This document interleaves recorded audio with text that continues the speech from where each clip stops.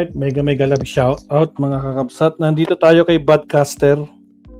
Pakinggan natin to. Naku po, Cayetano, inamin na may problema sa 6.7 flood control project niya. Kasalanan daw ni Diskaya. Alak nagkamote, sinisisi. Paktay ka, Cayetano, matutuluyan ka, plunder ka din pala. Diyos ko, Lord Rudy. Papakinggan natin to. At Food Panda, we're on a Problema mission ito, to make umamin life si Cayetano. delicious with up to 50% Sinisi off. si Diskaya. Pwede ba yun? Sir Leonardo, pwede ba yan, Sir Tony? Buenas tardes, damas y caballeros. Ayan, inamin na rin ni Alan Peter Cayetano na talagang may problema sa 6.7 billion na flood control project niya dyan sa Taguig. So parang kinonfirma na niya na tama yun, sinabi ni Ping Lacson na he has a lot of explaining to do. Laglagan na. At dapat talaga kasuhan siya ng kasong plunder. At least kung mai-file ni Ping Lacson itong kaso, mabibigyan na ng pagkakataon si Alan Peter Cayetano Magpaliwanag. para sagutin yung anuman mga issues. Although ngayon, dinideny niya na hindi daw itong ghost projects, although sinasabi ni Ping na technically, ghost flood control projects ito dahil nga na-overlap yung mga area. Kumaga, okay, nagawa nga yung project mo pero 2 beses, 3 beses mo naman ito Nabayaran. So, ganun pa rin.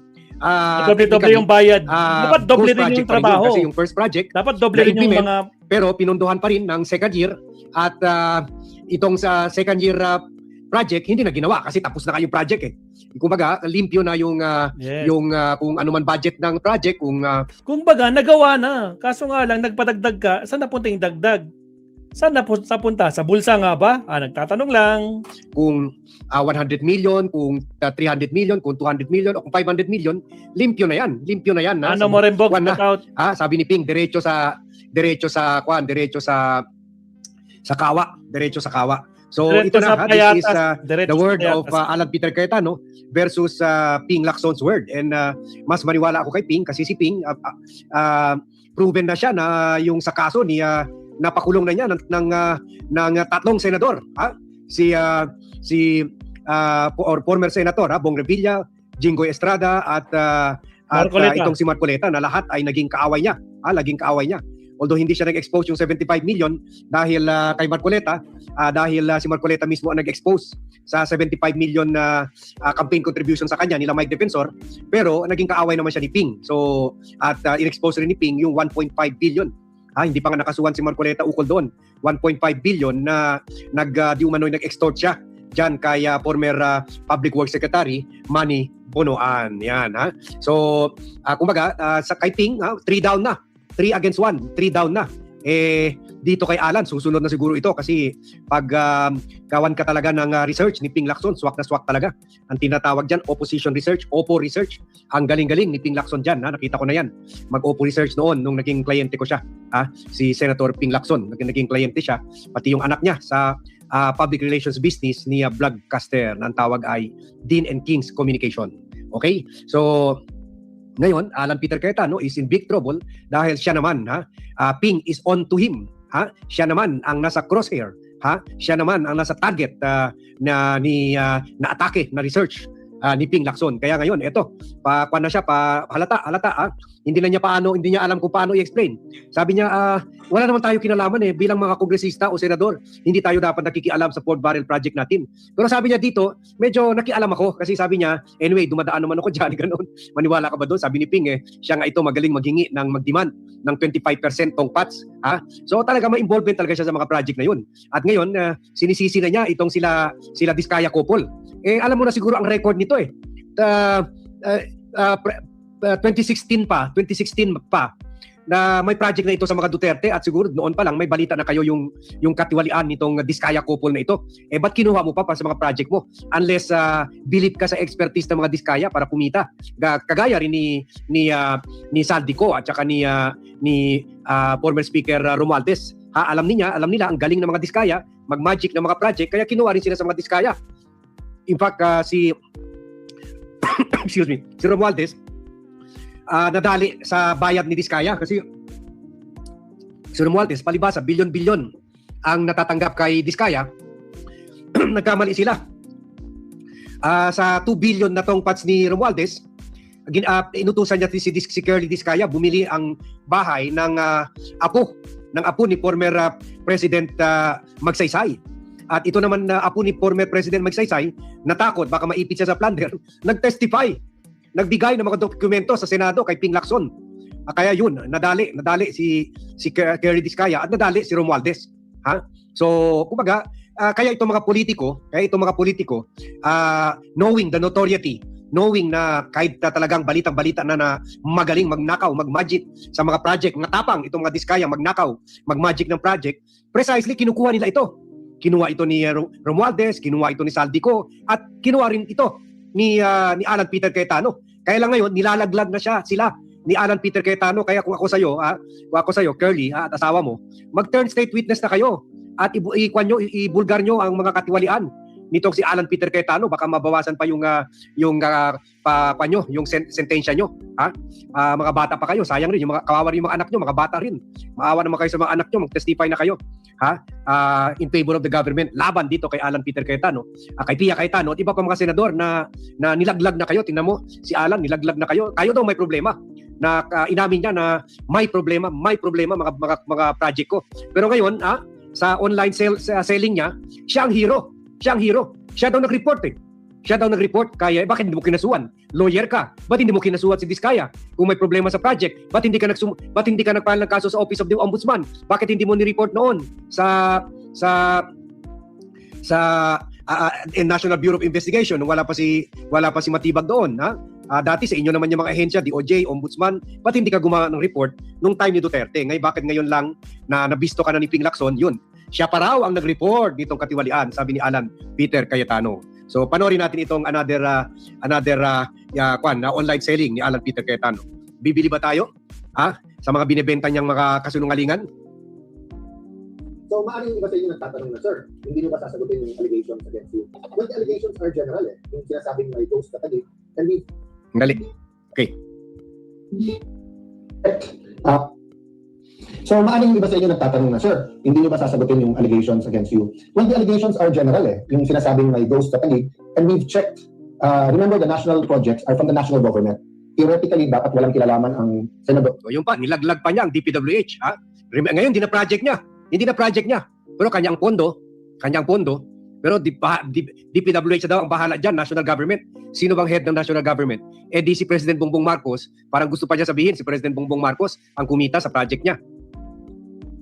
Congressman job. But of course, nakita natin dyan. Ulitin natin. So, maaaring iba sa inyo nagtatanong na, sir, hindi nyo ba sasagutin yung allegations against you? Well, the allegations are general Yung sinasabing may ghost katagig, and we've checked. Remember, the national projects are from the national government. Theoretically, dapat walang kilalaman ang Senador Congressman job. But of course, nakita natin dyan sa Blue Ribbon Committee na may talagang conspiracy yung nakikialam. Having said that, I do as a habit check as much as I can projects. Kanina sabi niya, hindi na-check dapat. Hindi walang kinalaman dapat mga senator at kongresista sa Fort Barrel. Ngayon, may kine-check daw niya. So, tama yung sinabi ni Ping na kine-check mo dahil humingi ka ng 25%. Ganun ba yun? And sa talig, iba-ibang grupo na check dyan. Barangay, city, but because nangyari na itong scandal na to, ang pagkaalam ko, maraming national government officials na ang nag-check dyan. Especially in Metro Manila, kasi nga, for example, the Discaya Group, di ba? Even sa Pasig, kung nasan ang unang nag-criticize sa kanila, si Mayor Vico, even sa Pasig ay may project sila. Even sa Baguio, where we have Mayor Magalong who's outspoken against corruption, has done much for our country in fighting corruption, meron din doon. So all over the country. Nahilig talaga mandamay. Dinamay pa si Vico, dinamay pa si Magalong. Si Magalong nga, may project ang mga Discaya doon sa lugar niya. May katiwalian din May tennis court ba yun? So, mahilig talaga mandamay itong si Alan Peter Cayetano. Naghahanap talaga ng karamay. Di bale na kung kinuha nila, problema nila yun. Ang problema yung bakit mo kinuha yung mga as contractor, yung mga Discaya. Alam mo, notorious na yan from 2016 pa. That's why, nung unang lumabas ko, sinabi ko dapat imbestigahan itong lahat. So, in our preliminary investigations, wala kaming nakita ghost. Yung mga nakita namin may problema, we reported it earlier. That's why no less than the top. Yun. Siya ng hero. Siya ng hero. Wala daw ghost. Pero yung may problema, ni-report na nila yun. So, I still believe kay mas credible si Ping Lacson na meron nga talagang ghost project. Mas naniwala na ako na tama si Ping Lacson in exposing yung ghost project mismo na yung nag-overlap yung mga project at double budgeting Double, 2 times, 3 times nilalagyan ng budget kahit tapos na yung project. Na I still believe, Ping sounds more credible than you, Alan Peter. Preliminary investigations, wala kaming nakitang ghost. At yung sinasabi niya, siya pa raw ang nagpa-imbestiga.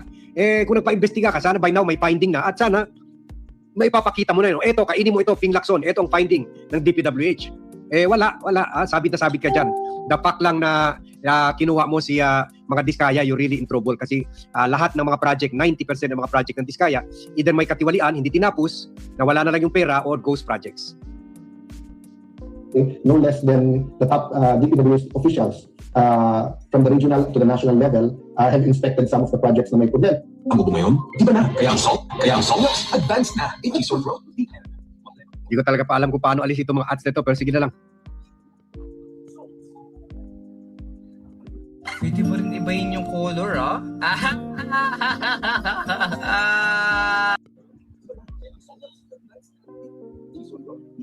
Dali Ito ba yun? Mas lalong tumagal. Sandali Ay la, bakit to? Hindi na ayaw na bumalik Sandali O yan. Ano ba yan? From the regional to the national level have inspected some of the projects na may problema at Hindi ito sabi ni Kwan, mura lang daw yung premium, sabi ni Almond. Hindi ito ang piniplay ko, Facebook galing sa TV5. So, ayan na natin, kumita rin yung TV5. Mahal rin magbayad ng mga reporter. Ano nagkulang naman sabing, eto, mali ang pagkagawa, eto, bakit ganito, eto, ang tagal-tagal na. Kasi nga nadadaanan namin dahil tagarong kami, umiikot kami doon. And of course, for example, dun sa Lakeshore, every Christmas, hindi ko na malaman kung 15, 20, 30,000 a night ang tao dyan because we have a world-class Christmas lights park. And of course, throughout the year, we try to have projects that, kasi hindi naman lahat may pera para mag-mall So we're trying to have many other venues in Taguig na families can go to, communities, barkadas can go to for free. No, mga playground para yung parents kasama yung mga anak. So, I continue to wait kung ano yung specific allegation and haharapin ko yan. But of course, yun nga, ang pakiusap ko, hindi tama na mag-single out at mas mabuti, lahat ito.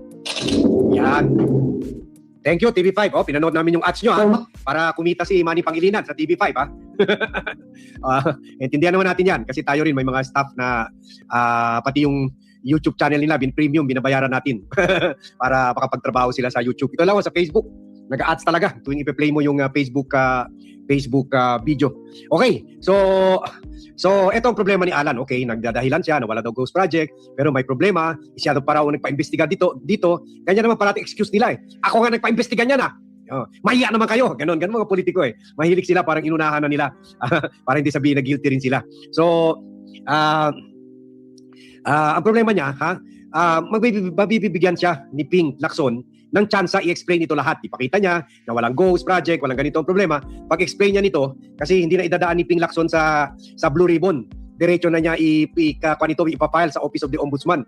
Ang malaking problema ni Alan Peter Cayetano, kung malakas talaga yung ebidensya at makasuhan na siya ng plunder na sa Sandigan Bayan ng Office of the Ombudsman, ayun, mag-explain siya galing sa kulungan. Mag-explain siya galing sa Payatas Detention Center. Yun lang, the good news lang ay mabuo na yung BJNP. Mabuo na. Andun na si Bong Revilla. B, andyan na si Jinggoy. J, andun na si Marcoleta. M, at kulang na lang, hinintay na nila. In fact, excited na sila.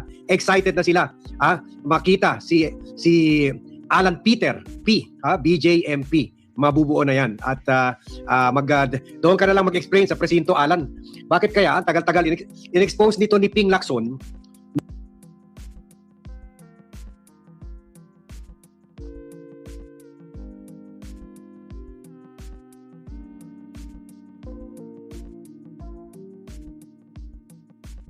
nung Sunday,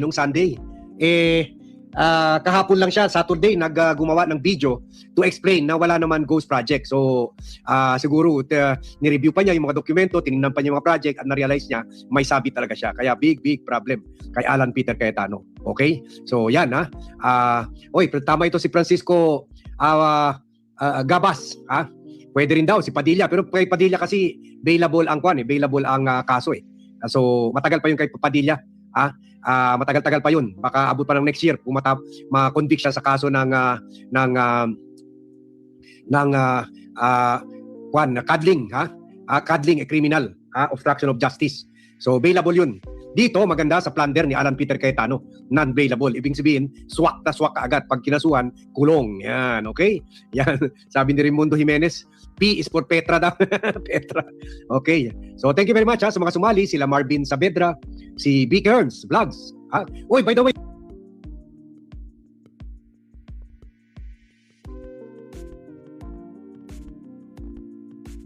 Nakapatay yung mic natin. Sorry. Salamat Sir Bud. So, ko na lang. Last topic na tayo, Mabsat, kasi 11:20 magtatanghali na. Hindi pa tayo nagpre-prepare ng lunch natin. So, countdown tayo in 30 seconds. Last topic tayo, Mabsat.